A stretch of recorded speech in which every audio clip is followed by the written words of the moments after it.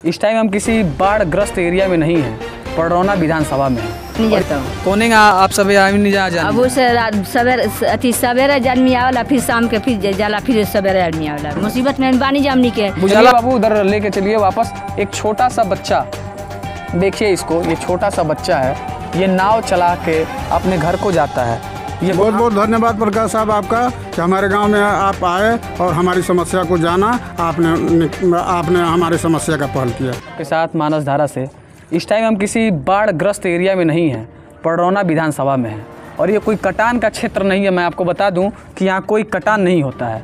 इस समय जहाँ पे हम मौजूदा स्थिति में जहाँ पे हम हैं, और देखेंगे कि दिखाओ कैमरा की मदद से लोगों को कि ये जो है ये कोई बाढ़ ग्रस्त एरिया नहीं है। ये खिरिया टोला पडरौना विधानसभा और पडरौना शहर, ये पडरौना शहर ही है। और इस पडरौना शहर में मैं एक नाव की यात्रा कर रहा हूँ। दुर्भाग्य की बात यह है कि हम नाव की यात्रा कर क्यों रहे हैं। उधर साइड में मैं दिखाऊंगा, उधर दिखाइए, कैमरामैन की मदद से चाहूँगा दिखाएं कि उधर जो एरिया है, सोचिए ज़रा कि उधर के लोग कैसे अपने घर को जाएंगे। इसलिए ये नाव का संचालन करना है। नाव का संचालन इसलिए कर रहे हैं क्योंकि ये मजबूर हैं। सिस्टम क्या है, सिस्टम किसको कहते हैं, एक जनता को क्या चाहिए होता है, आखिर इन बेगुनाहों का क्या कसूर है जो इस विधानसभा में रह रहे हैं, जो इधर अपना घर बनाए हुए हैं। उस साइड में चाहूँगा कि दिखाएं कि उधर किस प्रकार का दृश्य है। ऐसा नहीं है कि ये कोई चवर है, ये कोई चवर नहीं है। ये जो एरिया है ये ग्रामीणीय एरिया है। यहाँ पे लोग रहते हैं और अपना जीवन यहीं यापन करते हैं। यहीं रुक दीजिए नाव, और मैं चाहूँगा कि यहाँ पे अच्छे से आप दिखाएं पहले कि पूरा चीज़ कि लोग किस तरह से यहाँ पे रहने को मजबूर होते हैं। आखिर शासन प्रशासन को ये क्यों नहीं दिखता कि इस तरह का जहाँ पे दृश्य है, अब इधर का पानी कैसे निकासी होगा। पानी निकलने का कोई ज़रिया है नहीं, क्योंकि इधर से कोई पुलिया या कोई नहर है नहीं, तो ये पानी कैसे निकलेगा।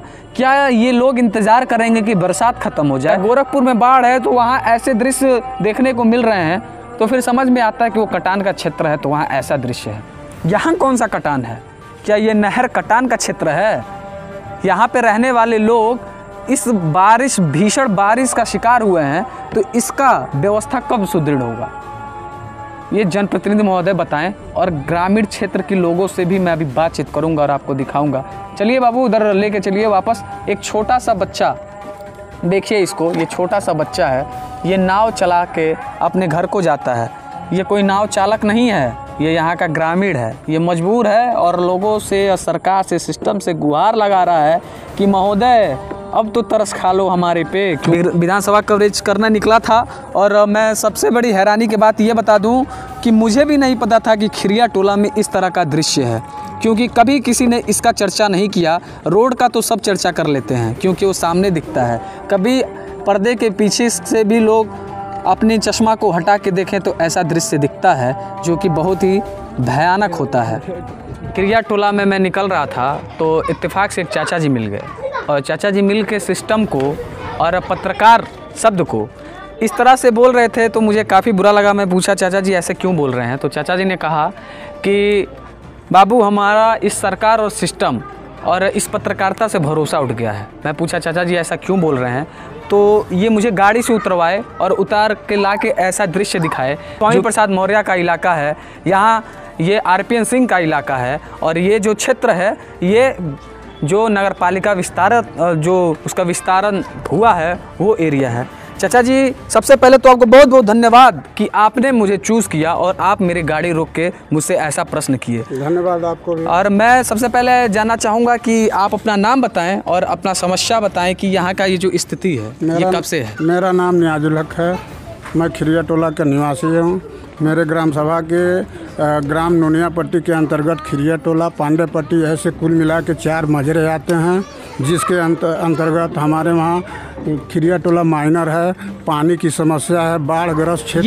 ये जो पीछे वाला एरिया है, ये जो पीछे वाला एरिया दिख रहा है, तो ये अभी तो बारिश मुझे लगता है कि हफ्ते भर से आया नहीं आया। तो ये फिर ये जब बारिश आता है तब इसका ऐसा स्थिति होता है, बहुत बुरी स्थिति रहती है। इससे पहले ग्राम सभा था, तो कभी प्रधान जी ने नहीं चाहा इसको सुदृढ़ करने? प्रधान जी प्रयास किए, प्रधान जी कुछ सफाई किए, लेकिन वहाँ गाड़ी निकल नहीं पाती। ऐसी स्थिति में लेबर के हिसाब से अगर ये काम कराया जाए तो यह माइनर संभवतः साफ हो जाता है, जो कागज में खिरिया टोला माइनर के नाम से जाना जाता है। सबसे पहले अगर सरकार को घेरे तो चाचा जी हमारा भी एक नैतिक कर्तव्य है कि इसका सूचना हमने कभी किसी प्रतिनिधि महोदय या फिर किसी अधिकारी को। इस तरह से पानी का जल जमाव जब हुआ था इसके पहले सत्र में, पिछले सत्र में, तो हम लोग रोड जाम किए थे। वहाँ एसडीएम महोदय आए थे, हम लोगों को आश्वस्त किए। वैकल्पिक व्यवस्था उन्होंने किया, जैसे किसी सड़क को काट के पानी को बाहर निकाल देना। वैकल्पिक प्रॉपर सॉल्यूशन क्या है इसका? अभी इस समय का पोजीशन और सिचुएशन यह है कि जब तक खिरिया टोला माइनर और एक पुलिया का निर्माण नहीं होता है तब तक हमारा गांव जलमग्न नहीं रहेगा। एक चाची हैं, आप इधर आइए। ये उस जो सामने जो वो घर दिख रहा है, मैं चाहूँगा कैमरामैन की मदद से दिखाएं। वो जो सामने घर दिख रहा है उसके वहाँ की ये रहने वाली हैं और वहाँ से ये नाव से आती जाती हैं। आने जाने में समस्या होता है, कोई दुख परेशानी होता है? बहुत परेशानी होला, हमने के आवे जानी जाता हूँ। कोने आप सब आवे नहीं जा अब उस सवेरे आदमी आवेला, फिर शाम के फिर जाला, फिर सवेरे आदमी आवेला। मुसीबत में बानी जा हमनी के। बुझाला नदी पार करके ए पार से ओ पार जानी जाओ तरह इतना मुसीबत में बानी जा आदमी के। मोलो तब केहू देखे नहीं जाई आ केहू आवत नहीं खे जा आ नहीं देखता केहू। हमनी के इतना मुसीबत में बानी जा। ये अपने हक का मांग कर रही हैं। हालांकि ये हक की मांग करनी नहीं चाहिए, सरकार को इसको खुद ही सुदृढ़ कराना चाहिए, क्योंकि ये जो मांग है यहाँ पे मैं पीछे सभी लोग हैं। मैं सबसे एक साथ पूछना चाहूँगा, जितने लोग हैं आप पीछे रहिए, मैं सबसे एक साथ पूछना चाहूँगा कि आप सभी किस जनप्रतिनिधि का चुनाव करेंगे और किसको फिर से 2022 में लाएंगे? हम लोग तो सबसे पहले अभी जब तक कोई समस्या का समाधान नहीं हो पाता है तब तक वोट बहिष्कार करेंगे।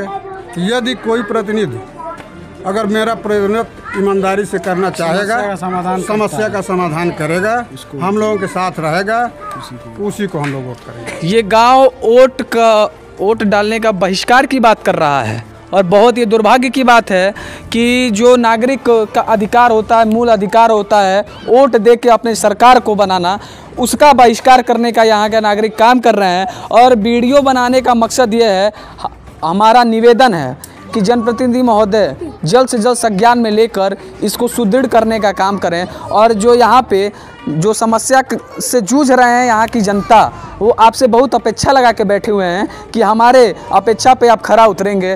तो आपका भी नैतिक कर्तव्य बनता है कि आप भी इस पे खरा उतरेंगे और चाहेंगे कि जल्द से जल्द इसका व्यवस्था सुदृढ़ करें। बहुत बहुत धन्यवाद आप सभी का, बने रहिए। बहुत बहुत धन्यवाद प्रकाश साहब आपका कि हमारे गांव में आप आए और हमारी समस्या को जाना, आपने हमारी समस्या का पहल किया।